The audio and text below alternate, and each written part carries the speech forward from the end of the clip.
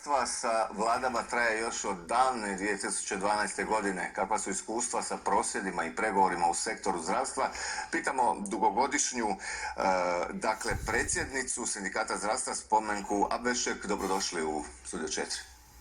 Dobar dan, vama i gledateljima. Kako ste?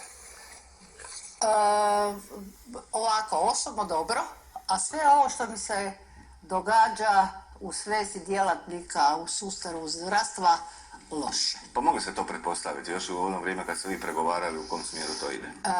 Ne, ja sam sve znala. Mene sad samo muči jedno, što svojim kolegama u sustavu pregovarača sindikata kao dugogodišnji pregovarač, a ja sam pregovarač 16 godina. I za javne i za granske kolektivne ugovore. To je ono što mene muči, da nisam tamo, jer mislim da sa svojim iskustvom i ono što su me sve vlade i svi ministri kalili, da zapravo kažem ili prekinem, koliko god mi dozvoljavaju, da ovo se jednostavno ne može raditi. Da li bi uspjela?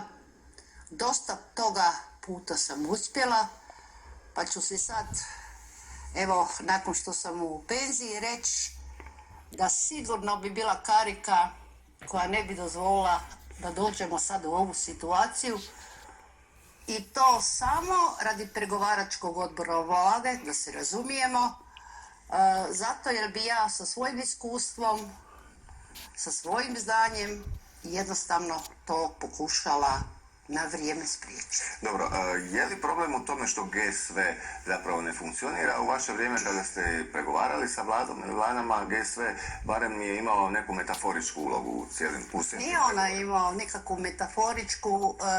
Gospodarsko-socijalno vijeće je nešto što je počelo štekati sa vladama, da tako kažem, jednog zadnjih 8 godina. Jel?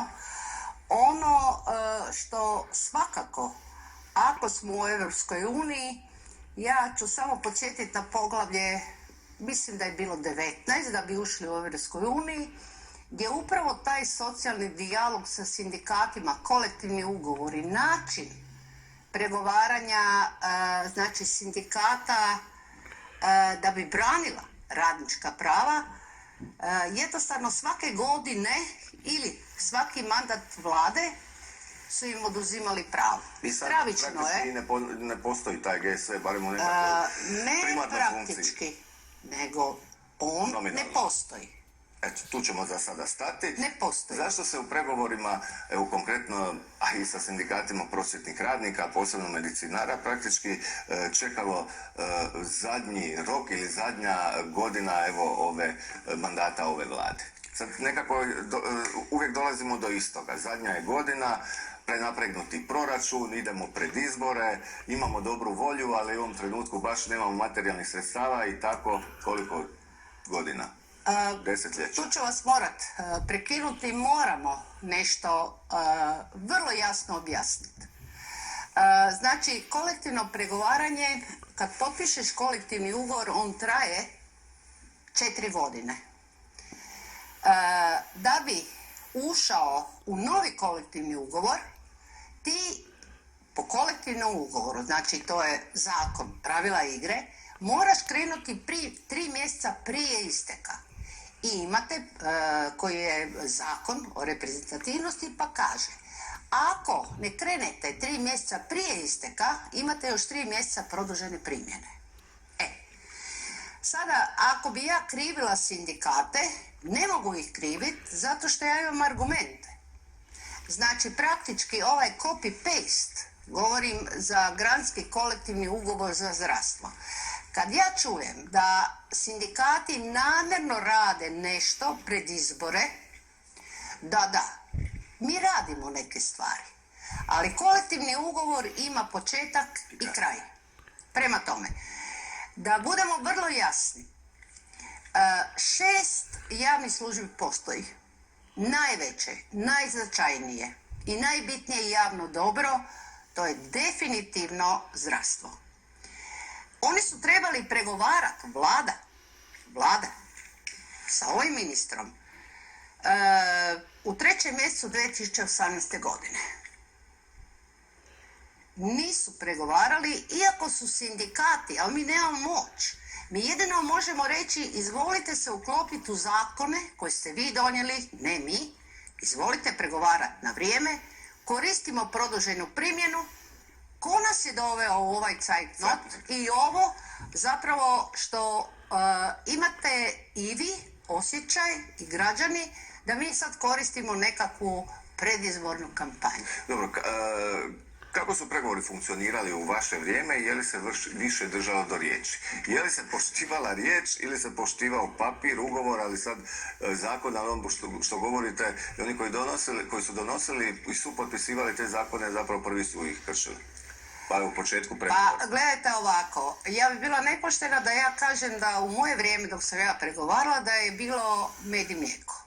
Pa nije bilo, ja ću vam dati primjer.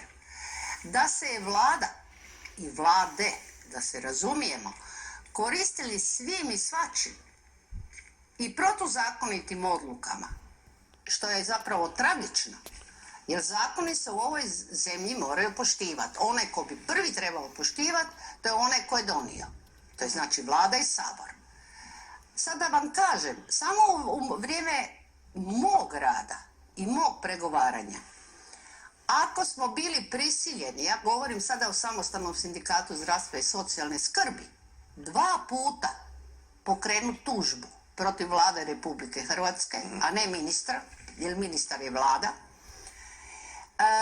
radi protuzakonitih odluka i potpisivanja kolektivnih ugovora i ono što je najbitnije, 2 puta smo mi rušili, 1 puta strukovni, ne zato jer ga mi nismo željeli, zakon ga nije dozvoljavao.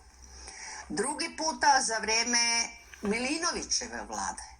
Ne zato jer smo mi to htjeli, opet nismo zakone poštivali. Mislite Milanovića? Oprostite, točno, da ne bi bio... Da ne bi bio doktor Milinović. Ono što sam vas još htio pitati, što je bilo ključno u pregovorima? Dakle, kompromis, držanje svojih vlastitih principa ili jednostavno interes? Gledajte, pregovori, svaki pregovori, kogod misli da je to neozbiljan posao, da je to neodgovoran posao, to je vrlo odgovoran posao. U pregovorima s jedne i s druge strane moraju biti ljudi koji razumiju sustav o kome pregovaraju i moramo se služiti sa argumentima. Vrlo često naši argumenti, znači ne rekla kazala, nego argumenti, oni su na sve načine želili pobiti. U ovo što se danas događa, ja bi se sad mogla onako hipotetski pitati, zašto je ovaj ministar dozvolio? Ovaj ministar, pa sad da mu kažem i ime i prezime, jel tako? To znači ministar Kujundžić, da svi rokovi za redovnu proceduru prođu, iako su sindikati tražili, ajmo ljudi sjeti za stol, pregovori su tu.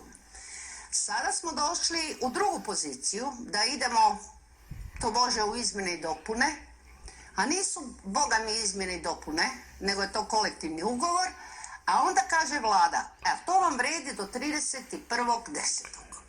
Što je sindikatima, oprostite, preostalo? Sad ćete vi mene pitati i ja se zapravo gledam i ne mogu vjerovati. Taj dan danas ministar govori, liječnici trebaju doći u pregovore. Ma potpuno se slažem, ali moram pitati, što je on kao ministar napravio nakon 2 puta, 2 godine smo tražili da liječnici uđu? Ništa. Ko je kriv? On. Sad idemo dalje. Pogledajte vi pregovarački tim vlade, koga je po 2. puta formirala vlada. Tamo sjede 2 čovjeka u pregovorima.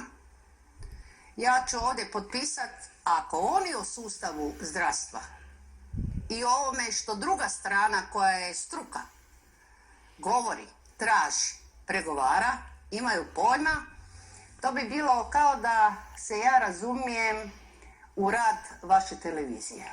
Pa koliko ste bili na televiziji našoj, možda bi se i razumjeli već. Znam da sam vas ja već godinama i pratio, intervjuirao, pa sigurno već imate i neka iskustva što se tiče javnih nastupa. I recite mi kao sindikalna čelnica, jeste imali sudske postupke do sada? Ovako, jesam, kako ne? Manje od 100? Šta manje od 100? Od tih sudskih postupaka. Gledajte, vi govorite o prekovremenim satima, jel? Znam ja o čemu vi govorite. To je nešto što se vlada sada pokušava izvlačiti, a ja zapravo ne znam zašto. To je bilo napravljeno radi poštivanja vremena i načina rada Europske unije. Mi smo morali se uskladiti sa vremenom Europske unije. Kada su oni dali prijedlog, vlada, da znači dežurstvo, to je poseban uvjet rada, da se razumijemo, turnusi, to je 12 sati rada.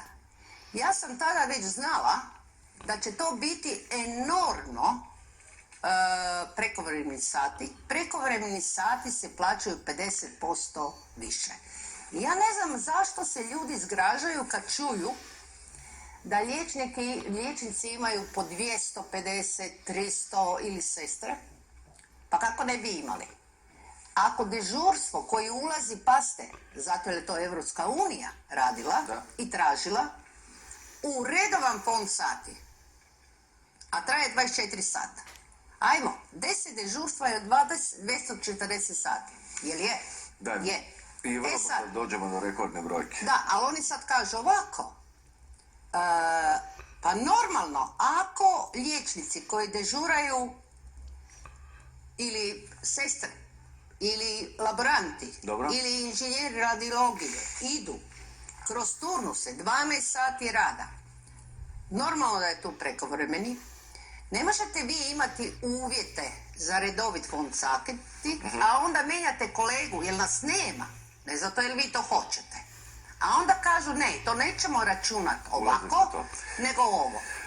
Za kraj, kojem ste ministru najviše vjerovali u pregovorima? Tko je za struku i zdravstvene radnike najviše napravio ili imao najviše sluha?